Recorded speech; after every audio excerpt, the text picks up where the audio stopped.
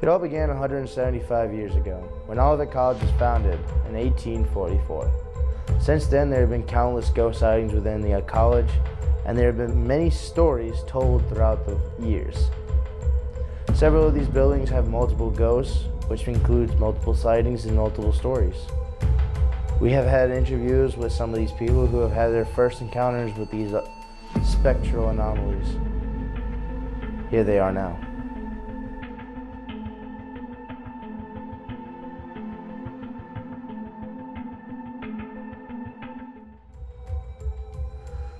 We have two bodies, this physical body, and then there's the etheric body, which is like your energy and your soul.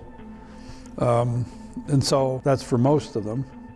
And most of the ghosts on this campus are, I'd call, benign. When we talk about to these people who've encountered the stories, the conservatory, like the troll or even the black shadow, they had many things to say. Why we should just go to them now. So I'm skeptical, but the events, like the event in the conservatory with the ghoul or the troll, something happened. You can't say that nothing happened for that. There are people who are too sensible, too honest, and too smart to make up those stories from nothing. So I think that what they experience has to be coming from a real place. Whether the event is exactly real, I can't say. I don't think you can really say unless you experience it. I could hear it, I call it the ghoul. I could hear it coming up the hallway, and it would go like to one side of the hall and test the door across the next side and sort of work its way back up that way.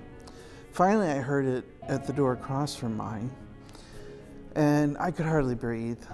All I'm sitting there thinking is, there's nothing here, there's nobody here, the lights are off, everybody's gone, and I heard my door go rattle, rattle, shake, shake. And I'm holding my breath and expecting it to then move to the next door, which was actually right next to me. And it tried it again. And I just nearly started crying. And then it went to the next door. And then it went to the two doors for the classroom. And then I heard, and the door to the hallway, to the stairwell, sounded like it slammed.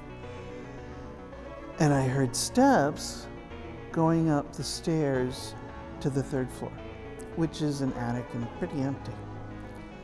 And I heard another bam, as it sounded like that door was slammed open. And I'm just still sitting there. I know I breathed because I didn't pass out, but I don't remember. And I could hear it walking above me, right down the middle of my roof and my ceiling in my office. And when it got above my office, it stopped. And I was like, it was just like, I was still under the desk. And then it walked, and I couldn't hear it anymore. And there's what I call the troll up in the attic in the third floor of the conservatory. That's an unkind ghost. I don't think it can hurt you, but it can scare the dickens out of you. There were some students that heard that story and decided it was a bunch of bunkum, and so they knocked on it, and it knocked back, and so they... The only story I've heard about the conservatory is the ghoul, and that's the one that seems the most likely to be true. I mean, just walk down the hallway and tell me that there's not something wrong with the way that it feels going down there. So I didn't experience any of this. I've heard from multiple housekeepers. There's usually a black figure that has no head, just carrying boxes, and the housekeeper I heard this from originally said it walked right through him, and it was like he turned white and was like super cold. And it just, every once in a while, I think in the music room in the conservatory is where you see it, and he or she, I guess we don't know, because there's no head on it. Carrying boxes just walks right through, and you can like see it. When I was still in marching band, I'd be in there late nights, and you would hear piano music up in the second floor of the conservatory, and you knew Margaret Upton was up there. I know some friends that were up there one time, and they were late at night, and they were in the practice rooms, and doors would open and close by themselves, which is pretty interesting. With Dole Hall sitting once where a graveyard sat, and now being just right next to the current graveyard, it's not hard to believe this building could have the most action. Many sightings of phantom movements and shadows, many students wondering where things went and what just touched me. Of course, with all three resident halls, it's the same. Between Dole Hall and Shippard Hall and even Blair Hall, there are very few stories. I think we should start with the Dole Hall interviews first. I've heard more stories about Dole than any other building though. And I mean, I've had a feeling in this building, but it's not, I've never seen anything.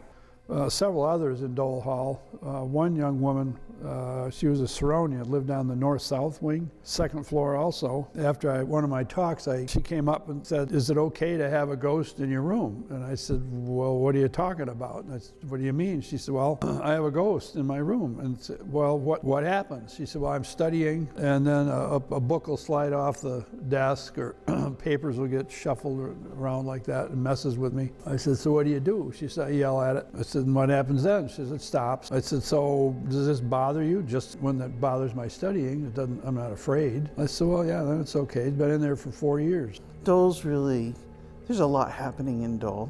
But in particular, I would see people walking through Dole who weren't supposed to be there then, or looked odd, or... So on the first floor, I would occasionally see a young woman, college age, but dressed more in like the early 1900s, like pre-World War I kind of clothing. That almost Victorian Edwardian white dress. Her hair was always pulled up. And I would see her walk down. She'd go into the bathroom, or she would just go into one of the rooms. No doors were opened in the course of going into either of these rooms. Then there were two guys, one on the second and one on the third, and they would just be wandering through the hall. So I only saw them a couple of times, and I'd be like, "Oh, resident director Anna, excuse me, who are you? Why are you here? It's 3 o'clock in the morning, you're not supposed to be here." And they'd just walk into a room, or they'd essentially be walking through doors. I wouldn't say that the things that I've heard and the stories that I've heard have changed my opinion, but I would say that they've made me think about whether they could be real or not. I've never experienced anything personally on campus, but there is a feeling that you get in some of these buildings. Maybe it's just their age or their condition or the way that they were built.